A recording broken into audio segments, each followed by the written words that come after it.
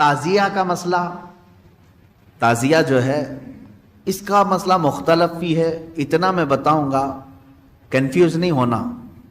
تعزیہ کو شرائط کے ساتھ اگر بٹھایا جائے تو جائز ہے، لیکن وہ شرائط پورے کرتے نہیں لوگ، اور ہم نے اگر اتنا ہی شوشہ کھول دیا تو بڑے بڑے دروازے لوگ کھول دیں گے۔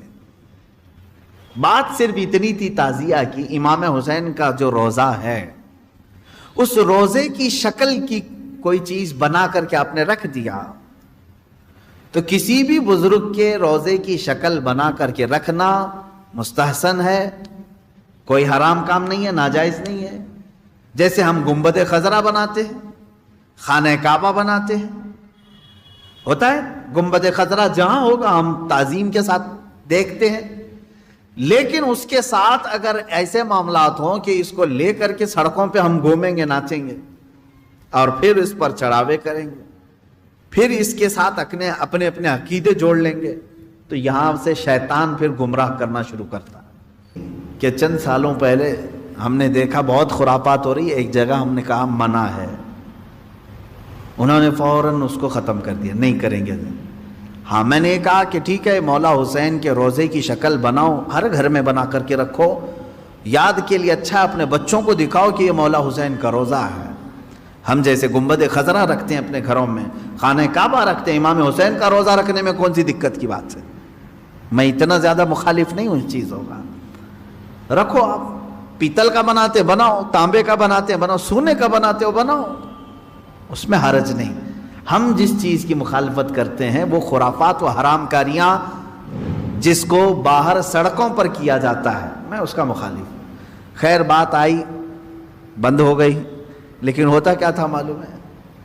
چند دنوں کے بعد دوسرا محرم آیا تو گھر والے کہتے ہیں کہ حضرت وہ تو بند ہیں لیکن بچے ویسے ہی ناچ رہے ہیں، ہاتھ ایسے لمبے کر کے خود پنجہ بن گئے ہیں اور ناچ رہے ہیں۔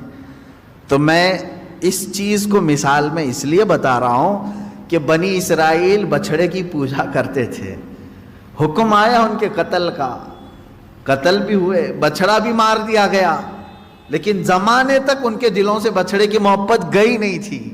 وہی ذکر آج کی آیت میں میں نے پڑھا ہے، اللہ فرماتا ہے ثم اتخذوا العجل من بعد ما جاءتهم البینات، پھر یہ بچڑے کو ایسا لے کر کے بیٹھے رہے جبکہ ان کے سامنے کھلی ہوئی نشانیاں تھیں۔ وَأُشْرِبُوا فِي قُلُوبِهِمُ الْعِجْلَ، اللہ فرماتا ہے ان کے دلوں میں ایسا لگتا ہے بچڑا پلا دیا گیا ہے، پی گئے ہیں، بچڑے کو اتنی محبت تھی، جبکہ روشن آیتیں اور دلیلیں دیکھی۔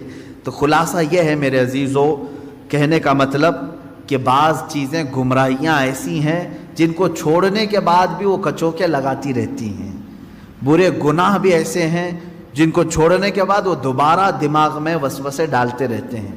ان کاموں کو حتمی طور پر اپنے تصور میں بھی نہ آئے۔ اعوذ باللہ من شر الشیطان الرجیم کثرت سے پڑھیں، اعوذ باللہ من شر الشیطان الرجیم، من شر الشیطان الرجیم۔ اے اللہ میں پناہ مانگتا ہوں تیری مردود شیطان کی ان شرارتوں سے جو میرے دماغ میں ڈال رہا ہے۔ تو یہ اسی کی طرف سے ہوتی ہیں، وہ پرانے راستے پر لے جانا چاہتا ہے، گمراہی کی طرف لانا چاہتا ہے، وہ خرابیاں جن کو تم چھوڑ کر کے آئے ہو یاد دلاتا ہے، ایک بار اور چلا جاؤ۔ اس کے لیے کثرت سے یہ پڑھا کریں، جب جب ایسا وسوسہ آئے کہیں اعوذ باللہ من شر الشیطان الرجیم۔ آج ہی صبح گناہ سے توبہ کیا، سوچا کہ نہیں کروں گا یہ گناہ، لیکن رات ہوتے ہی پھر خیال آیا ایک بار اور کر لوں، میں بتا رہا ہوں فوراً اس وقت یہ پڑھو اعوذ باللہ من شر الشیطان الرجیم۔ اے اللہ میں تو چھوڑ چکا تھا شیطان مردود، پھر مجھے لا رہا ہے وسوسے، میں تیری پناہ مانگتا ہوں مردود شیطان کی شرارتوں سے۔ یہ باتیں یہاں تک ختم ہو گئی۔